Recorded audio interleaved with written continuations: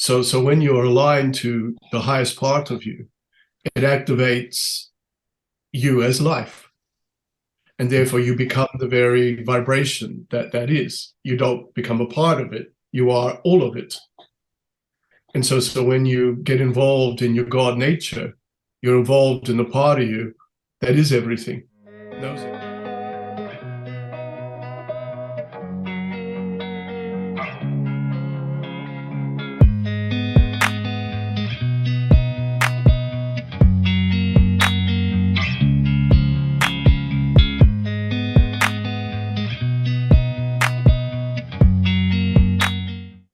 Hey everybody, I'm Blair Styra, channel for Tabaash here in Wellington, New Zealand. This is your superior self. Blair, my man. I had to wear a muscle shirt. This is the first time I'm doing this on this show because you're a big time gym guy. And I was kind of hoping you wear yours too, but you're not. But that's all right, man. Well, I didn't want to shock the audience too much. So first time, maybe next time. If there is a next time. So. Hey, thanks for inviting me on your show. I really very honored and appreciate it very much. Yeah, I had to. It's so weird how I found your content. So I was listening to Dolores Cannon's radio show on YouTube. I was laying down with my youngest, putting her to bed, and I listened to Dolores quite a bit, and your episode popped up. And this was like years ago. I don't know what year it was, but it was maybe early 2000s, maybe 2010-ish, maybe, I don't know. But I really connected with your energy and just kind of like your story. And I was like, man, like this guy is like, you know how sometimes new agers can seem very like uppity up, like you can't be like this or you can't be like that, put yourself in a box. Like listening to you is like listening to a guy that I would hang out with and like go to the gym, like go play a sport with or go have a beer with. And I was like, man, I really resonate with that. Yeah, it's funny you say that because often when people meet me for the first time, having either seen Tabaash, online or in a meeting or whatever, and often they say, "Oh, you're quite normal, aren't you?" And so it makes me think, well, generally, what do people think spiritual people or spiritual teachers are all about? And I think they think we're sort of floating around or something like that, meditating all the time, or you can't have a beer, you can't go to the gym. And in fact, I was at the gym once and I was doing some bicep curls, and I think I dropped the weight and I sort of swore. And there was a person who was in the gym who had been coming to see me, and they looked so shocked, like, you said the F word, you're spiritual, you can't do that. So, but yeah, I think that to me, yeah, I'm just, well, as Tabaash would put it, I'm just God doing it my way. And I think that we've reached a point in our existence where we are making this a way of life. It's not something that you do at another time in your life or you put time aside. You're actually making a way of living. And that's always how it's felt for me right from the very beginning. I'm just this guy who's got this ability. And just because I've got this ability, it doesn't stop me from eating pizza, drinking champagne, going for a run, doing bodybuilding, all that sort of stuff. So sure.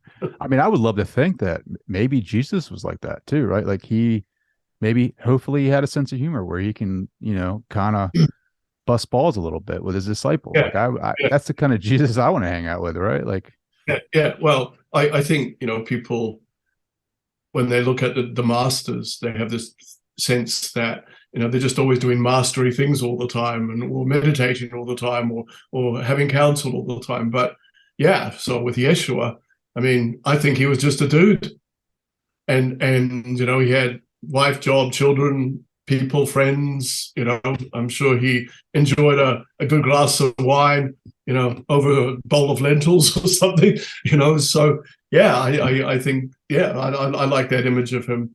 And I remember someone actually asked Tabaash once, if Jesus, came into the world again, how would he present himself? And Tabaash said, oh, he'd probably be a Saatchi and Saatchi executive. And he'd be using the internet, he'd be doing all the social media stuff, getting his message across and stuff. And some people were quite offended because they sort of had this picture of him, I don't know, coming down the middle of the highway on a donkey stool and, singing Hosanna in the highest or something. And in all due respect to people who believe that, but it's evolution, isn't it? You've got to evolve the way that you present yourself, whoever you are. Sure. And if he did come onto the planet again, he's hardly going to present himself as he did all those thousands of years ago. So. Yeah, well, there's an interesting clip of you going into a hypnosis session and channeling Yeshua, right? Like, and he is, from what I gathered from that session, is an aspect of you. Correct. Yeah. So what happened? I found out this like in the 1990s, and so I was told that there are 12 people on this planet who possess a 12th of his energy, and I'm one of them. Oh, wow. And so there are others as well. And, it's just obviously his way of projecting his teaching, but also his essence, his presence. And, I haven't met any of the others, but I know that there's a mixture of men and women, and who it's like having, I suppose we all hold a thread of that energy, a thread of that consciousness. And it's interesting because even without knowing this, I was always very connected to the concept of him, and fascinated, in fact, by what his life represented. But I always felt that there was more than what we were told to believe. And it's almost like I felt the complete and total essence of his vibration. I understood him, but I didn't know why. And I just thought, as I got older and started to understand about reincarnation, I thought, well, maybe I had a past life at that time in history or something. Or maybe his energy had made some big influence on me. But then when this happened, then I realized, oh, yeah, that makes an awful lot of sense, basically. And the interesting thing is I've actually got these marks on my body, which is quite bizarre, and no one could ever figure out what they were. So on my feet, on the tops of my feet, I've got these. It's like the pigment isn't quite there, basically. So it's like there's marks on the top of my feet, and also in my hands, there's slight marks on my hand as well, and not just on my wrists, you see. And and I jokingly say, "Oh, that's when I was crucified," but obviously that was true. So I was born bearing the marks. Yeah. Wow. So is that, it's not just consciously, but it's also biologically, right? Like I'm assuming with the marks. Yeah, completely. It's like, okay, it's just like a reminder, and doesn't happen so much now, but sometimes there would, if I was in this like an anxious state as such, I would get quite irritated. And they wouldn't bleed. There's nothing like stigmata, but they would really get irritated and quite red. And then when I was calmed down, then everything would be fine, basically. Wow. So it's like this soul memory or anything like that that comes through. But yeah, but I don't want people to believe that I'm an incarnation of Jesus or anything. So it was funny when that particular post was put on. I had so many emails from people asking Jesus to save them and to heal them and all that sort of stuff, basically, you see. And it made me a bit worried, actually, because it's like, whoa, the responsibility that you have for, well, just being a spiritual person and being a channel, but also, people latch quickly onto this will save me, this will make it all better for me, etc. And but that sort of calmed down after a while. So.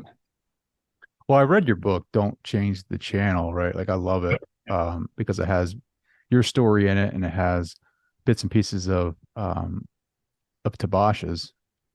And I mean, you talk about everything, right? You talk about your childhood, you talk about you being married to your wife, who is much older than you.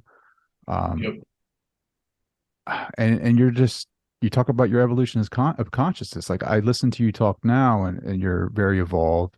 You're able to channel an entity called Tabaash, and like, but it wasn't always like that for you. Like you had to develop that, right? Like, I mean, how long has it been? 30 years since you've been doing this type of work? Yeah, yeah. So publicly, so I've been publicly channeling just over 30 years. So I started in 1990, and but prior to that, I had been channeling.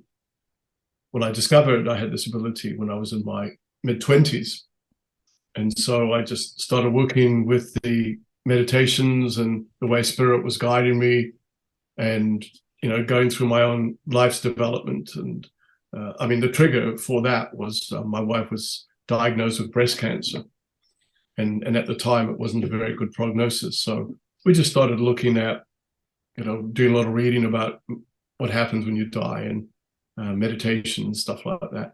And then gradually, as I just kept doing this, I could feel something was opening inside of me, like something was being activated.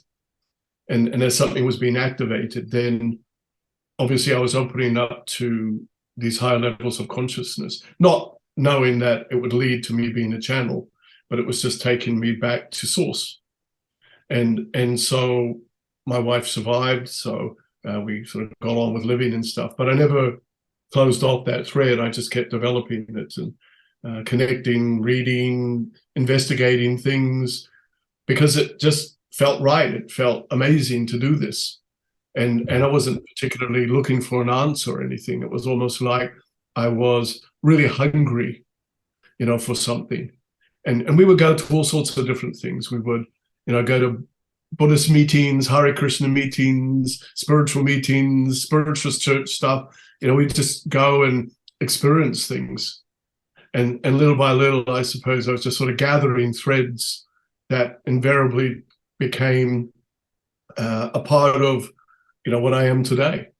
But at the time, it was just, yeah, this is good. I like feeling this. I like doing this. I was having some wild meditations. I was just, I would be just spacing out so much. I think that people would have thought I was on some sort of major drug if they saw me walking down the street, because my eyes were just light bulbs sometimes. But yeah, and then just living my life and thinking about things that I was wanting to do, directions I was wanting to take myself. Mm-hmm. And I was quite seriously considering going in for a medical career. And I started thinking about it more seriously. And then Kay and I went overseas and to visit some relatives. We were in Egypt. And while we were in Egypt, Kay's mother passed away. And she'd had Alzheimer's for about 10 years. So we had this feeling, we got back to London, and when we were told this, we had this feeling we need to find like a medium or a psychic or something. So we ended up going to the Spiritual Church in Belgrave Square in London, where they had, weekly mediums doing services and giving readings, etc. So we thought, well, that's where we have to go. We went there, and it was a medium from a place in England called Norfolk. He came up to Kay and gave her the most clear message from her mother, and even where she had lived and what had gone on with her, and just wanted her to know that she was absolutely fine, etc., etc. So that's pretty amazing. And then he turned to me and he said, Spirit wants to talk to you about your career and your career choices. So I thought, okay, this is going to be interesting. So he said, I see two rooms, and one room is a room full of light, and it's just pulsing full of light. And the other room is he says, it looks like a building and it's got a red cross on it. And I said, well, that's obviously a hospital. And he said to me, Spirit's telling you, whatever you choose, you'll excel in, but it's just a matter of choice. And I had no idea what the room of light was all about. I really didn't have a clue about that. So I thought, well, I'm on the right track. So let's kick back into New Zealand and see what happens. Anyway, quite soon after we got back, I was just flicking through the paper, and there's this advertising in the paper, and this woman who was a channel, and she was channeling the Egyptian goddess Isis. So I said to Kay, well, that's interesting. Let's check this out. I never been to a channel in my life. Didn't know anything about it really. So we went to this meeting, and that was fascinating. Isis came through and gave these really amazing teachings, and then she stopped in the middle of her teaching and she stared into the audience, and then she pointed, and then she goes, "You are a channel." And I thought she was talking about some dude behind me or something. So I sort of turned around, and everyone turned around, and then she goes, "No, no, not him, you." And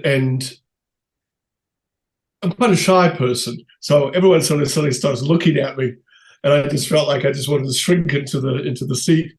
So anyway, the long and short of it, we ended up doing some of the workshops that they ran, and these were amazing because it was this community, this spiritual group of people who, so we're talking in the 80s here, okay?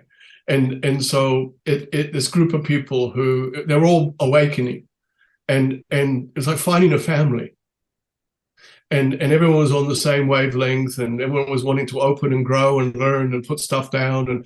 And so we all went through this extraordinary development together and created this amazing friendship. And we went to several of these courses. And so at one point, Isis told me that, well, you have this entity with you, and his name is Tabaash, and he wants to work with you. And I went, I remember thinking, oh, well, whatever, that's cool. So I didn't know what to do, I just got that information. And because I said to Isis, well, do I have to do anything? What do I do? And she just said, no, he'll let you know. So I just sort of put it in the background there. And then gradually this face kept appearing in my mind's eye. And I knew it was him. And wasn't saying anything, was just looking at me. And then it got a little bit more animation.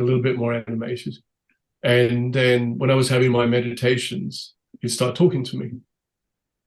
And then gradually, it was like he was introducing his vibration into mine and allowing me to, I suppose, get used to, the concept of it, the energy of it. And that's the thing that I've realized, that, when you're working with spirit, in particular as a channel, you're working with a frequency that is different from, the laws of physics.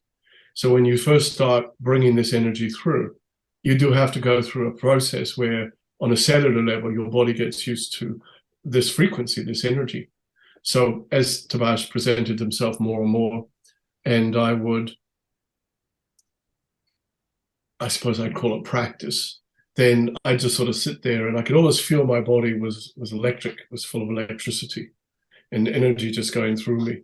And then he just started coming through more and chatting to me about, things, and started talking to me about, this is what you need to do, and I want you to eat this and start doing that and all that sort of stuff. So I just followed it through. And again, I never thought that it was going to end up being my career. Anyway, then did get quite obvious after a while that, we could actually do this. And I was having a meditation once, and I had my eyes closed, and I was in the most glorious space. And I just didn't want to lose this space. And then Tabaash suddenly said to me, open your eyes. And I resisted because I was in such an amazing space. But then he says, open your eyes. So I did. And I wasn't even in the room anymore that I was in. And my whole consciousness had shifted into some dimension. And I remember so clearly, I was sitting on a floor, and it was black and white marble tiles, and this window on the side with all this light coming in. And there's Tabaash sitting or standing above me, looking down at me, going, why are you sitting on the floor, Blair? And then he said, come up. So we went and sat in some chairs, and he just laid out, the potential of what we could do, and the agreement that we had made, and where we could go with this. Mm-hmm. And that it's also part of my development and evolution if I chose to go down this road. And it was my choice. It wasn't that I have to do this.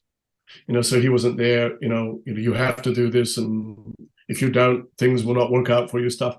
I realized that it all made complete sense to me. And I felt this total sense of great peace. And yes, I just knew this is what I have to do.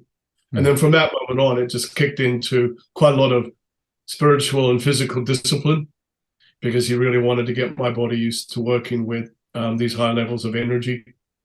And he just was there, this constant presence in my thoughts. He didn't always appear in front of me. He didn't need to do that, because once we made that alignment, then, he just chat away to me. He'd even train me at the gym sometimes. I'd go to the gym and he'd, no, do another set, and I'll put another weight on or do something like that.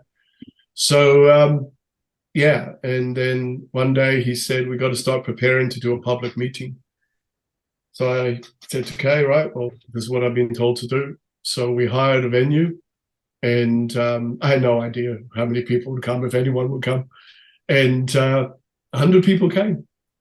And Tabaash came, did this teaching, and I suppose that's where we pulled the cork. And it's just been pretty much constant and full on ever since then. That's such an amazing story.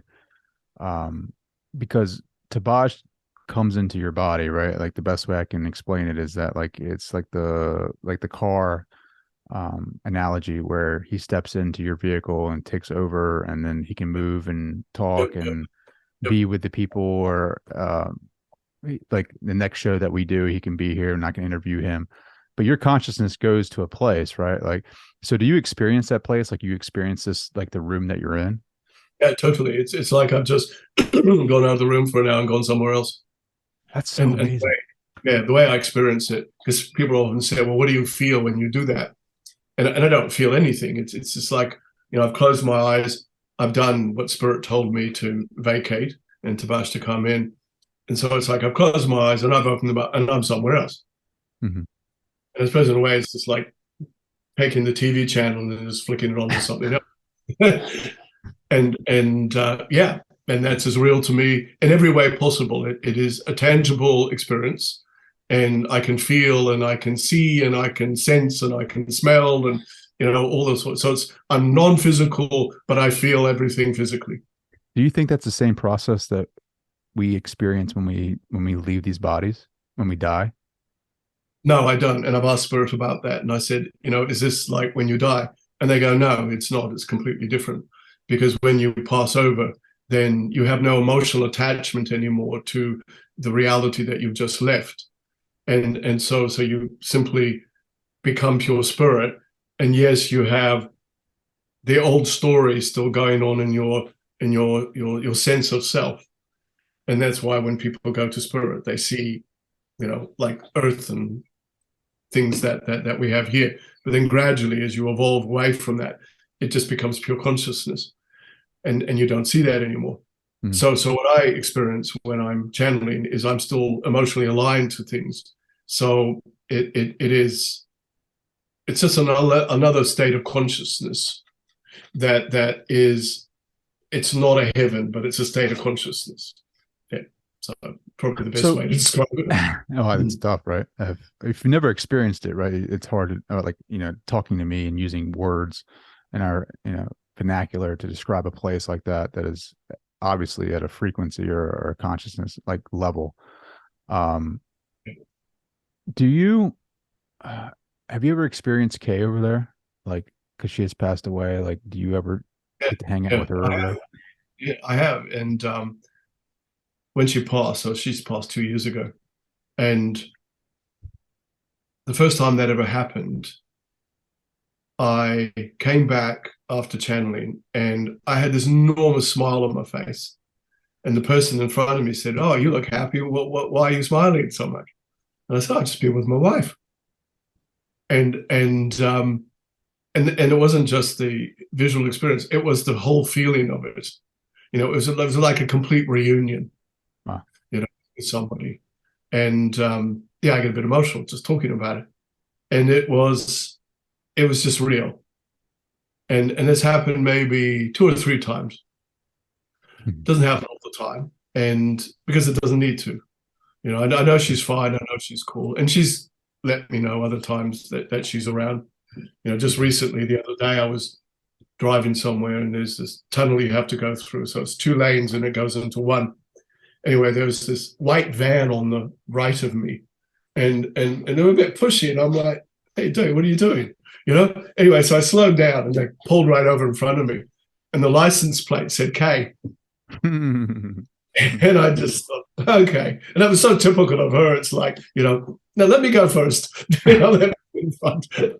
So, yeah. So spirit lets us know that they're around in all sorts of different ways, basically. So, Sure. but, That's yeah, amazing, yeah. man. Like, so Tabaash, right? Like, is he, like you talk about when we leave the body, spirit has said that we become objective when it comes to this life. He seems very emotional when he comes into you, and he seems very like like a real personality. Is that the entity that actually was Tabash, or is that like an imprint on consciousness, right? Like, does that make sense? Like, Yeah. is that a memory of Tabash, or is that actually Tabash's consciousness? He's bringing through his consciousness and his humor and the way that he saw things, and to be able to teach people and to touch people's energies and connect with people.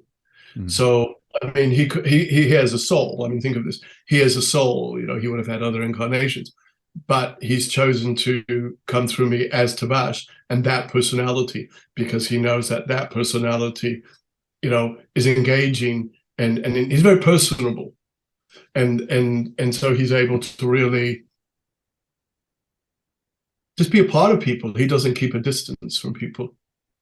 And so when we've done a lot of public stuff, sometimes he'll just suddenly go into the audience and start chatting away to people, and passing time of day, giving them a message here, but a healing there, that sort of stuff. But he's just sort of wandering around, and he's still doing his teaching, but suddenly he'll stop to someone and say, "Oh, you've got to get this da-da-da-da sorted out," or whatever. And people really like that, rather than the channels on the stage and the audience and the audience. Tabaash to say, "Hey, we're all in this together. I'm doing my part, you're doing your part." Mhm. And it was very like that in life. His personality was very community, actually, is probably a good way of putting it. Sure.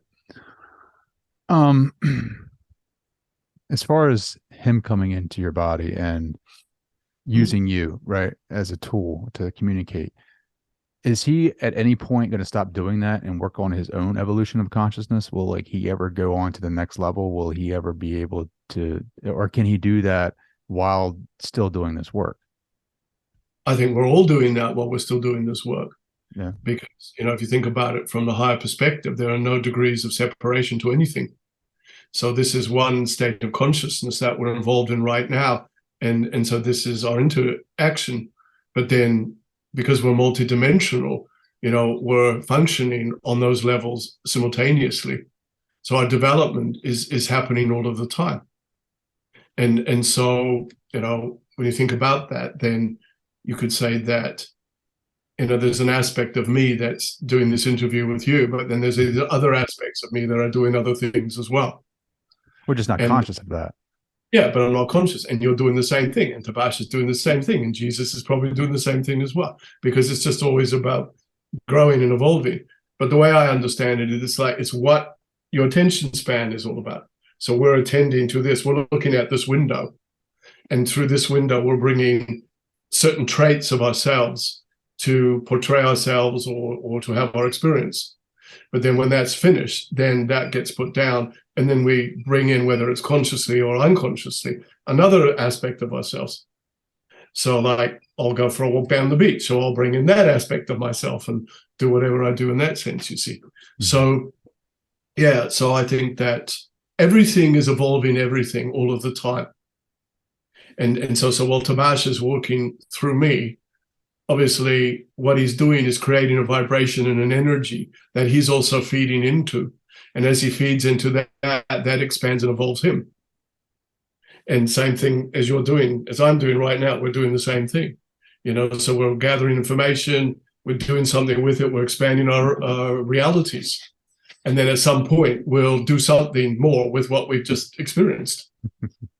And I think that's exciting, thinking that, wow, you've got all these parts of us that are just out there doing everything all of the time. And I think when you really evolve and really get the concept of, what it is to be God consciously, then I think you can start drawing from that. And you really literally invite in the energy of that or the experience of that. And Tabaash has put it in a way where he says it's a useful commodity to understand, and he calls it borrowing from your futures. So imagine if you have like you're setting up a business, and you want to know how it's going to succeed. So you can have a meditation, and you could actually create visualization and go to a part of you that's already successful in that business, and you could set up a meeting with that person that you are and ask it questions. Well, what did I do to get to this place? What steps did I take? And then you bring that information back, and then you put it into practice. Have you seen your future? Have you seen your highest probable future of like where you want to go, and like with channeling and spirituality? Yeah, I've been giving glimpses of things like that, but we all have lots of futures, and so I mean, the last time I saw that, it was actually in a regression that Dolores took me through, funny enough. And she took me through something, and all of a sudden she said, what do you see? And I said, oh, I'm seeing myself in New York, and I'm seeing a billboard, and I'm looking out, and it goes, Tabaash, channeled by Styra, like this. And I thought that might have been just a metaphor for something. But yeah, but when I came back, I just thought, okay, I know that the work is going to be more and do more and all that sort of stuff.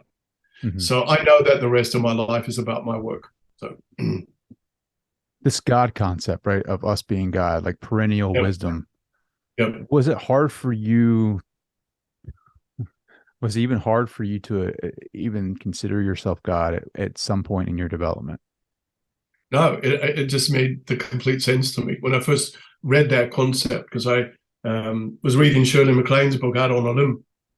And one of the chapters, she's on the beach talking to David, one of the characters that was a composite of people that she knew.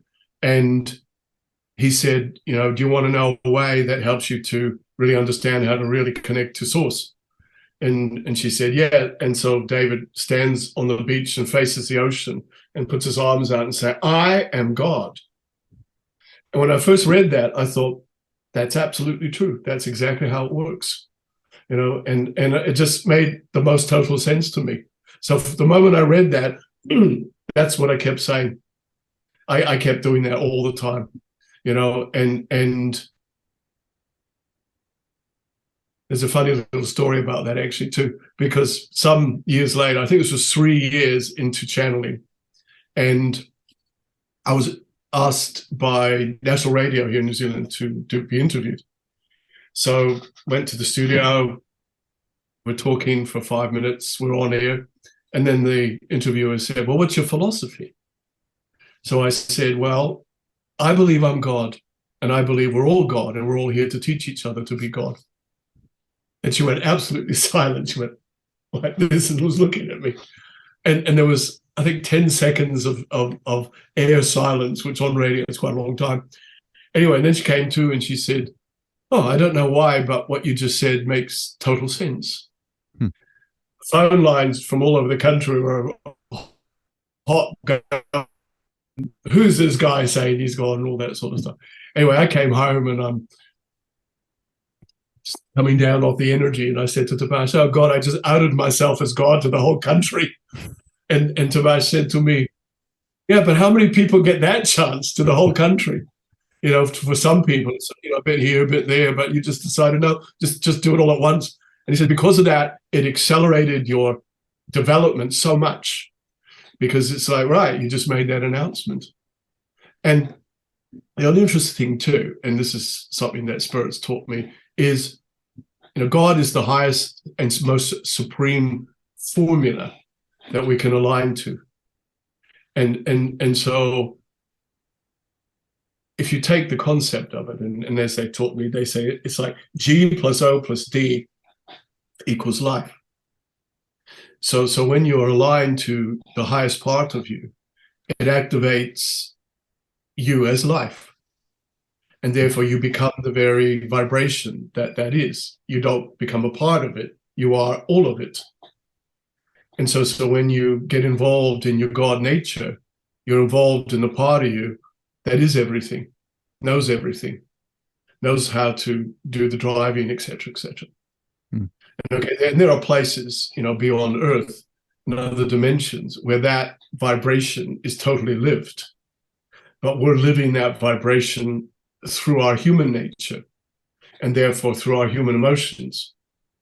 And so therefore, for most people, a lot of people have the concept of it, the belief of it, but it's like, well, that's over there, and here's my human nature. So they use it as a comfort zone or as an anchor or whatever. And, as Tabaash has said, on Earth, being God doesn't make you infallible to human experience. But when you have your human experiences, then you know that you've got this state of consciousness available to you where it will support you or carry you or give you an answer or feeling or some sense of something. And so when we align to our God nature, we're aligning to the part of us that is we are the creator. And that's why, I just can't think of life in any other way at all, which is quite interesting because it makes you have a very different relationship with your human nature. Even when you look at yourself in a mirror, and it's like you don't relate to yourself as that person because you're seeing yourself as a source, as an energy. I don't look at myself and go, "Hey God, how you doing?" It's not like that. And so maybe I should, but it's more to do with, it's like seeing yourself as everything. And it made me understand the concept of how we see ourselves in other people. And it's the person, it's the vibration, it's the essence. And so when we bring certain people into our lives that we feel affiliated with, it's rather like a vibration of ourselves that's been activated and something that we're recognizing within ourselves. So we're just seeing more of our God nature or more of ourselves in that person or in that situation. Years and years ago, I was driving back from the gym. I was just at the lights and I was just sitting there in a bit of a God space, I suppose you call it. And all of a sudden, suddenly the light went really weird. And I could see all these lines of light just coming out of me. And all these lines of light were connected to all the people in the cars next to me and the buildings and the sky and everything. And then this bus was sort of going in front of me. And I saw the lines of light that was attached to just move with it, Mm-hmm. And then I turned the car to the right and same thing, all these lines of light were still attached to me, but they were just moving and aligned. And there was this total sense of order about everything. And then I suddenly realized, wow, this is it. We are all linked in, and it just came out from a heart chakra, actually. And then once I got home, it stopped. And I was just totally blown away, and I was in this altered state for the rest of the evening. But at the same time, I felt this innate sense of connectedness, peace, understanding, alignment, and after that, it was like, I just couldn't see people in the same way anymore. And so this, even in the counterproductive people in situations, we're all still connected to everything. So think about it, the more we affirm a higher nature to ourselves and live in that way, then those lines of light, they just illuminate and accelerate and expand and they're lifelines. That's what they are. It's like we're all lifelines for each other's energy. Mm-hmm. And so, so I actually often have a meditation with that vision in my mind, imagining my whole being connected to everything and everybody, not just people, but, nature and animals and everything, and understanding what collective consciousness really does mean. Mm-hmm. Do you ever doubt anymore, like maybe some of the information or data that you receive in meditation, right? Like something that may seem far out. Like, do you just know it to be accurate? Do you keep like a healthy kind of open-minded skepticism at all? I wouldn't say skepticism, but I keep an openness about it. And, I'll put a thought out and I'll often get an answer from spirit. And if it doesn't feel right for me, I'll say, no, can you throw me something else? And because I remember this is all my creation to begin with. So I'm not being told anything, I'm creating something and it's coming back. So it's really, in a way, my voice. And so if something doesn't feel connected to me or whatever, or information that is given to me, then, and it doesn't gel with me, then I'll go, no, that doesn't gel with me. So what else have you got to offer me? And there will always be something more. I think people are afraid to do that, but they should do that, you know. And you know, you got to keep asking. And you know, it's not asking until you hear the thing you want to hear, you know, because it's not that. It's you. How should I put it? You feel it the way you need to hear it. Hmm.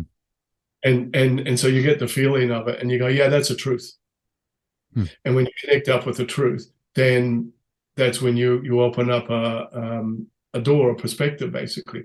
Good example of this, when we were in lockdown in last year, and I couldn't get to the gym, so I had to do house chores and paint my laundry and stuff like that. Anyway, I was listening. I like listening to stuff online sometimes, and I really love Kryon. I love his stuff.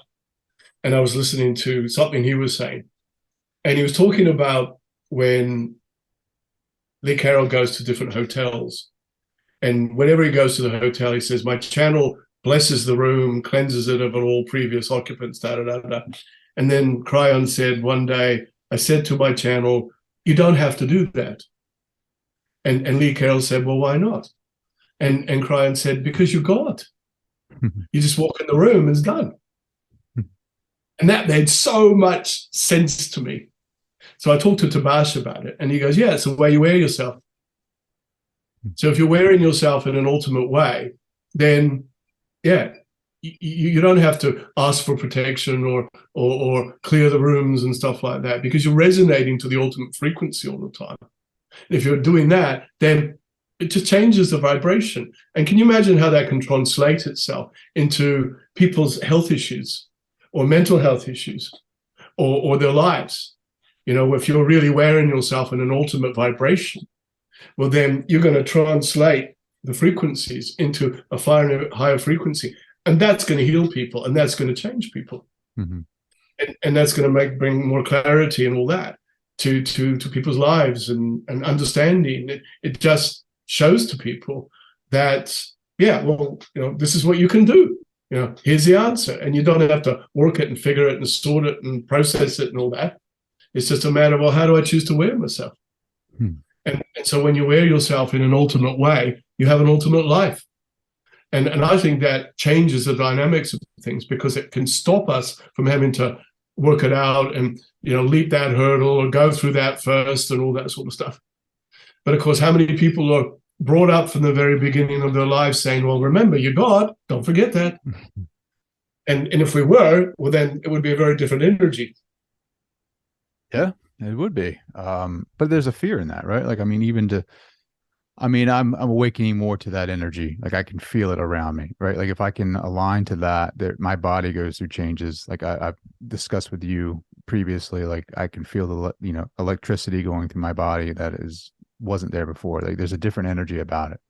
Yep. There's a fear because of obviously like social and societal pressures to conform to certain religious dogmas and programming that we've all been a part of. And you know, like you, to your point where you go on radio in New Zealand and announce this to the entire country, there's a reaction there, right? Yep. And I don't know, did you receive any negative like reactions to that? Not at all. Not at all? That's surprising. No. That's surprising. Yeah, totally. Because I would feel like a bunch of conservatives would like just blast you, right? Like, just kind of. Yeah, but no, there's nothing like that at all. And so somewhere deep inside, it must have touched them in some particular way. That's beautiful, you know? man. Yeah. But yeah, it just makes total sense to me. But look, being God doesn't mean we always have to walk around wearing the t-shirt. You know, it's a very private experience that we're having here.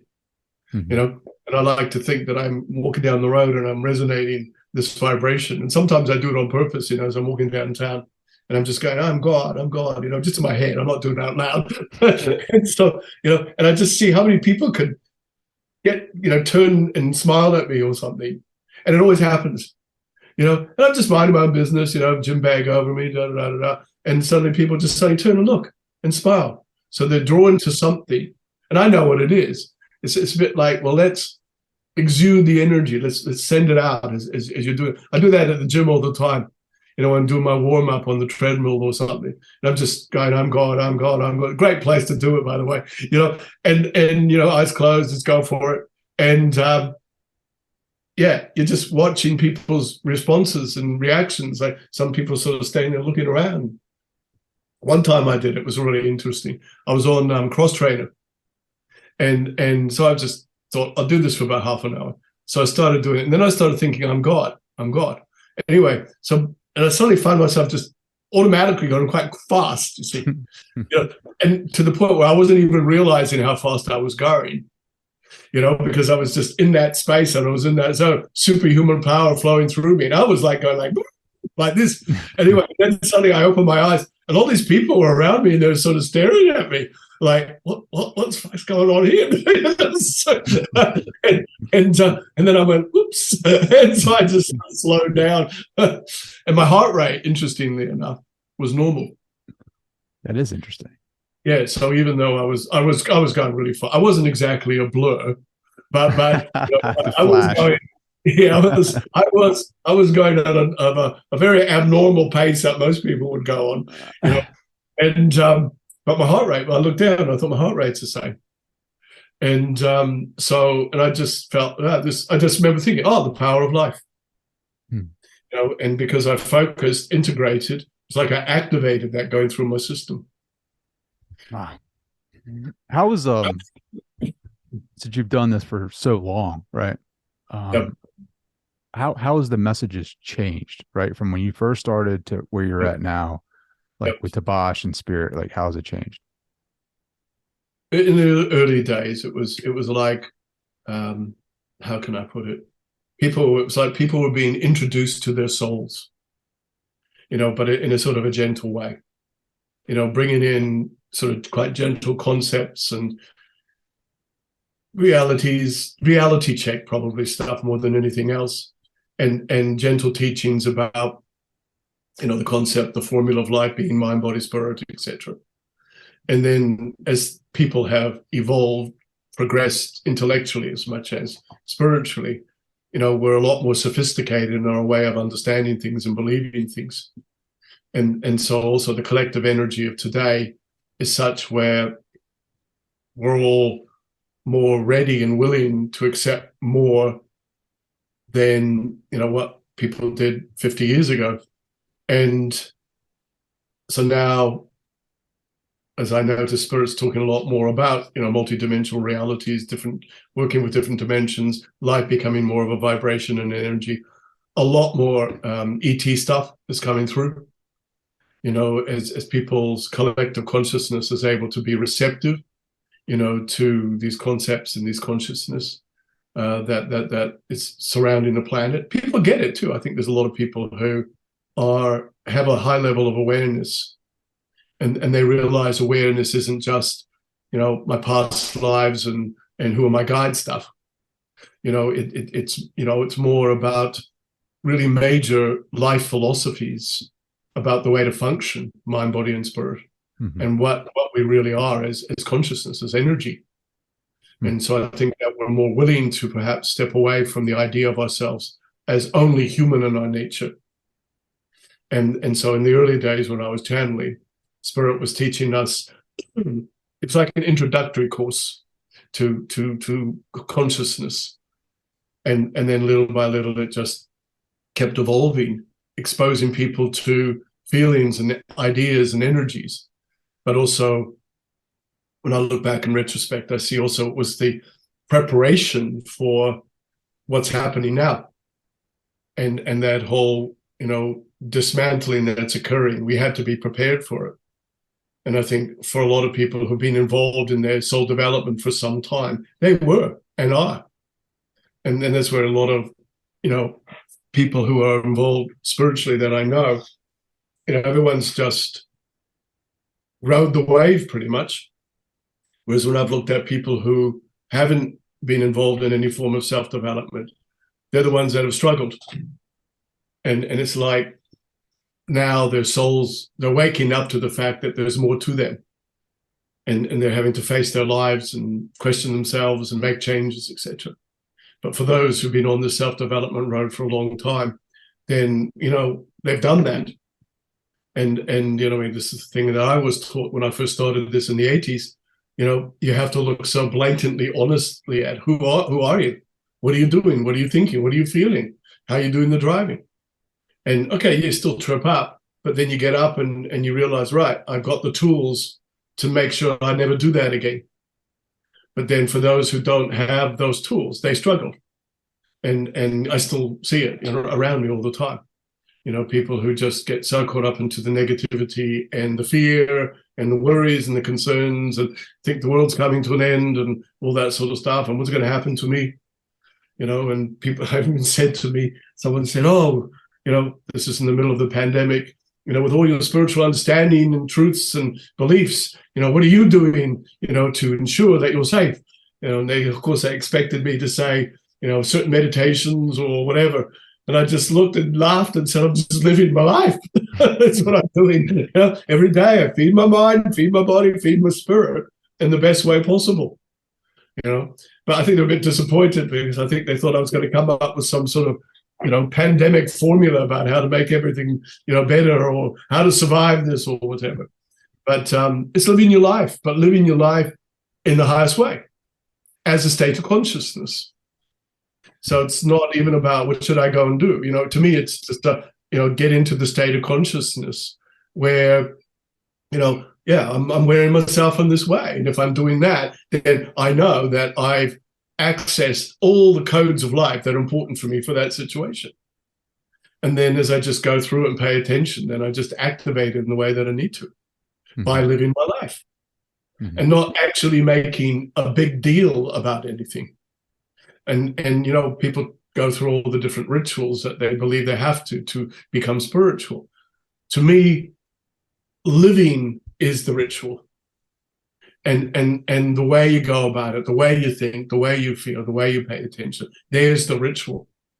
And yes, on occasions, it's good to get involved in some specific rituals that are greater activators of higher consciousness or some learning. But for the most part of it, it's really just living your life. But feed the mind, feed the body, feed spirit. And that's a very individual thing. So there's no such thing as the ultimate volume of how to be God or how to live your life, because everyone is just creating that every day of their existence. And one of the things I do is on awakening, I put the thought out to my higher self and say, how can I be God more today?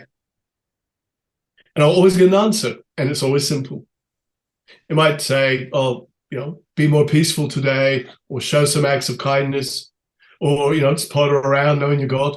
It's not going to say something big and major and, join a cause or save the whales or something. It's going to just give you something that you can relate to in a day-to-day way, basically. And that's how we function. It is a day-to-day experience.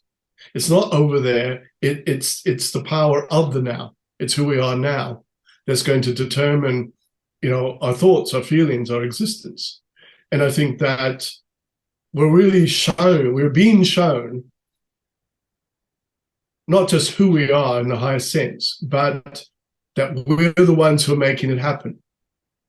Individually, collectively, there's no separation to anything. Life is not over there. It's always right now. And I'm been feeling that more and more over this last year as things have been developing, the common sense of that. It's like, yes, you are the answer and you are the power and you create that reality, but I think a lot of people get frightened by that, but also they don't want to take responsibility for that because it's too easy to point the finger or to think they're too weak or they can't do that or not ready enough and all that sort of stuff. But all of us on Earth who've decided to incarnate at this time in history, we've done that because our souls know what's going on. And that's why we chose to be alive at this time. So therefore, and okay, it's all relative to everyone's experience and where they're positioned. But when you start turning some lights on and you see, you can't not see. And you've got to keep on creating from that particular point. And it is a discipline. And sometimes it's not easy. And sometimes, even, with everything I know, I still get pissed off with life, and trip up and do stupid things and all that sort of stuff. You do that. But gradually you come to this understanding that, oh no, you don't need to do it that way. And then it's just really a matter of practicing, creating the new narrative and then putting that into practice. Mm-hmm. I think that's what we're all involved in at this particular point. And that's so good. That's so good. Yeah. No, I think where I kind of get tripped up is like the concept of, where does this desire to be more, right? Is it materialistic? Is it societally like put into me like at a young age, like subconsciously, or is it that God part of me that wants to be more and be a creator? Yeah. I think that it's the latter. It is very much, you are God, and as God you are everything. And so therefore, whilst you're incarnate as Trey Downs, then this is your interpretation of God at this particular point in your junction of living. And so you come with all these qualities and aptitudes and abilities that are just inherently natural to the choices that you made. And that's why you're good at doing certain things. And that's why you were good at sports and not good at playing the violin, and because you come with certain things, because these are your expressions. I want to go and I want to express myself. But my need to keep reaching for more is all about evolution. I'm evolving my story of myself until invariably I get to the point where I once again remember, yeah, I'm everything. And okay, just because you're everything, it doesn't mean that in your life you're going to do everything. But it's just, I've got the power, I've got the consciousness. And therefore, in all the qualities that you do possess, then you can become the master of those. Just bang, bang, bang like that. Because you've aligned to the power, you've directed the energy. What I've realized is that everyone is actually channeling themselves all the time. And they're just different aspects of themselves. They're just different states of consciousness of themselves. They're just bringing that through all of the time. And the more that you are connected with your higher nature and your God nature, then you're just accessing the cornucopia of all this information from lives you've led, experiences in this incarnation. And it makes complete sense when you can get someone who's got no confidence in something, and then suddenly they stand on a stage and bang, out comes this amazing, dialogue, and people go, how did you do that? And I've seen this in, because I've talked to a lot of interesting people in the years, and I've seen this in a lot of like really famous performers who, when you see them on stage, they blast it, they're amazing. But when you meet them in real life, there's like these shy people, who can hardly say boo to a mouse sometimes, and so it's like when you get up there, you go for it, it's like you channel some part of you. So as I say, well, it's like someone said to me when at Kay's funeral, because it was 15 years, her illness. And they said, well, how did you do that for 15 years of your life? Because I looked after her for 8 years, and then she was in a care home. And I just said, I just went to the part of me that knew how to do it. So in a way, it's a bit like, well, I'm channeling a part of me that knows what to do and knows how to manage this and all that sort of stuff. And this is important, when you no longer need some aspect of yourself, it's really important to really close that off. And I did this when Kay passed, and it was right after, like almost minutes after she passed, I was with her. And so I sat next to her body, and I had a meditation, and I said to Spirit, oh, my wife's now passed into Spirit. So now I wish to have formal closure on all the old lifelines and all the energy that I had to align with during her illness. And I could literally feel like all this energy is coming out of my system. And then once it was gone, I thought, oh, well, that's it. That's finished. I don't need to do that anymore. And I felt so sure about it and right about it. There was no coming down. There was no getting used to it or anything like that. It was like, yeah, well, that part of my life's finished. Put it down. But people, they drag barges around with them. Oh, I've got to work it through. I've got to time will be a healer and all that sort of stuff. But hey, when you're God, you make an instant decision about something. And then why not do that? But human nature believes, because it is a belief system, that it has to go through a process. It'll take at least a year before you do that and all that sort of stuff. And so, well, no, I just did it in 5 minutes. And but humans think then, oh, well, you must be a bit insensitive or a bit crazy or whatever like that, or it wasn't that important to you. But it's just common sense of it. It makes sense to me. Does it make sense to you? Yeah. No. Do you think you'll ever get into another relationship? I don't know. I was in a relationship for over 45 years. And I quite like just being on my own space. Sure. Just my own thing, just being Blair. and I feel, I've got this extraordinary, wonderful group of friends that I hang out with. And I must admit, it's quite nice coming home and not having someone say to me, what time do you call this? Where have you been? Sort of stuff. Just being in your own zone. But I don't know. I have been involved with somebody, but it just didn't work out because it was international. So she was overseas. So it's hard to have a long distance relationship. And COVID pretty much put a squash to that. Sure. But I don't know. I never close any door. All doors are open. But I can see how my role as a channel and the service that I give to humanity through that is pretty much the top of my list. Sure. And therefore, as I said before, I'm just living my life. That's what I'll keep doing. So. Well, you don't have any kids. I have 3. How would you go about teaching them how to be gods?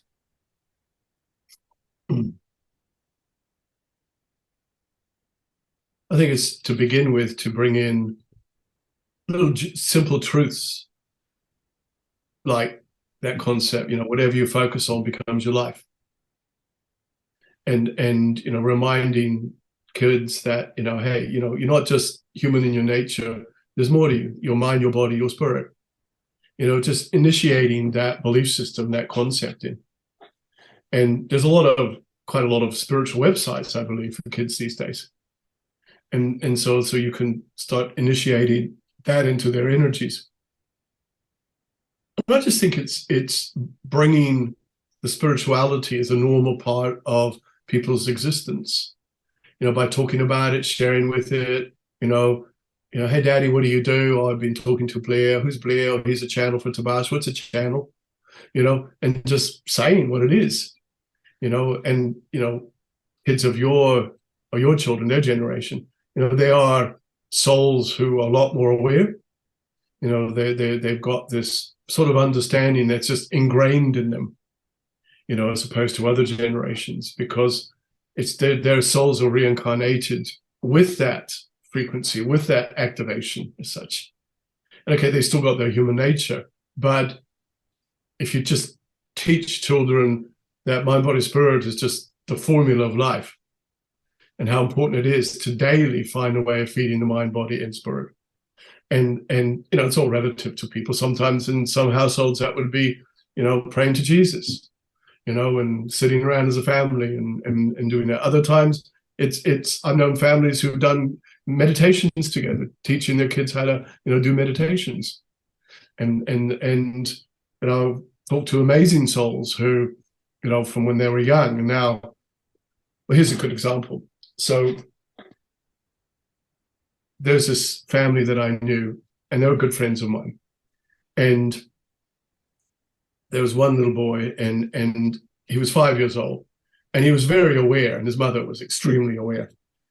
Anyway, he rings me up one day as a 5-year-old, and he goes, oh, hi. He says, I need to make an appointment to see Tabaash because I want to talk to him about all these spirits that I'm seeing. Anyway, so I sort of went, whoa. And I said, does your mother know you're on the phone? And he goes, no. Anyway, so she comes on the line, and she laughed and she says, yeah, he's like this. And I said, well, why don't you bring him to see Tabaash? So she did that. And so he was 5 at the time. And so when he first came, he went and sat in a corner and he was sort of looking at me. And then Tabaash came through and he went and sat on the floor and he was sort of peering at Tabaash. So Tabaash just went down and he just sat on the floor with him and just looked at his face, like that. Anyway, in the end, little guides came and sat on Tabaash's knee and Tabaash just chatting about stuff, And he's sitting there nodding, yeah, that's true, yeah. And then anyway, the long and short of it is that he would come and see Tabaash twice a year. So 1 month was a month. Anyway, he's 22 now. And he went through a lot because his mum, both his parents passed in their 40s. And so when he was still a teenager. And so I've had a lot to do with him. And he just treats all of this like, oh, this is just normal. And this is just what you do. He's 6'7". He's got this amazing, gorgeous energy about him. He's a powerful man as anything. And but he's God. You can just see it oozing out of his energy. And so that's just a good example of those types of things that happen. But yeah, as I say, just if you help your kids to make it a way of living in the way that they're able to be receptive to it. But I think be very matter of fact about it, because that way kids absorb things more, as opposed to this is what I want you to believe and this is what you need to do and all that sort of stuff. And then gradually, particularly as they get older, ask them questions. What do you think? What do you feel? What do you think happens when you pass? All that sort of stuff. And also too, you as a parent will observe your children and you'll know when they're being sensitive to things or seeing things or feeling things, you see. Anything you want to share with me? And or you can just talk about your own journey and your own guides and stuff. Oh, I got this dude called Tabaash. He's a guide for me. He helps me mind, body, spirit. Do you have any guides? And you just sort of drop it like, just driving, picking it up from school. And they might look at you like, huh? or it's sowing a seed in their vibrations and energy. So, but I always think be every day about it. And, because of my mates, whenever they have kids, they always make me their godparent, So I've got like heaps of godchildren. And there's one little particular guy, Gabriel, and he just calls me Uncle B. He's 3 now. And he'll just like run to me and he'll just be in my vibration. He just likes being in my vibration. And he's really selective of who's in his life. And apart from his parents, I'm the only one who he really relates to on that level, because he's got this, leave me alone, I'm fine. And I know it's a soul to soul thing. It's just that sense. And I know he recognizes that. And I've had kids just come running at me like this, and like complete strangers, out in parks and stuff. I'm just sitting there and these kids come running towards me and parents, oh, sorry, like this. And I just know, and they'll turn and wave at me like they're seeing something. And so I know that they're just sensing spirit. So that's a long answer to a short question. So. I love it, dude. I just love talking to you, man. I could talk to you all night. We're going to do this again. And you're going to have a lot more opportunity to come on the show because I just feel like we vibe very well and I love your story. But for right now, where can people find you? I think you have a website, and where can they buy your books? www.tabaash.com is the website address, and you can get the books on Amazon. So you've got, hang on, do a bit of advertising here for myself. First book, Don't Change the Channel. So that's like an autobiographical teaching book. And then second book, Who Catharted? And so how this one came about. So at the end of this one, I wrote at the end, being God doesn't mean you stop being a spiritual person. Being a spiritual person doesn't mean you stop being a human being. And so the second book was all these different stories about stuff I've experienced as Blair, but I've put the spiritual understanding and the teaching with it as well. And just so it's a mixture of lots of different stuff. basically. So, Yeah. and I know Spirit had a lot to do with it, but Well, you're on yeah. YouTube too. You have a ton of Oh content yeah, on YouTube. stuff out there. I That don't you even have. know what half the time. So, just the stuff's out there. So, Sure. hey, it's been awesome talking to you. Blair, I love this, man. Thank you so much for taking the time.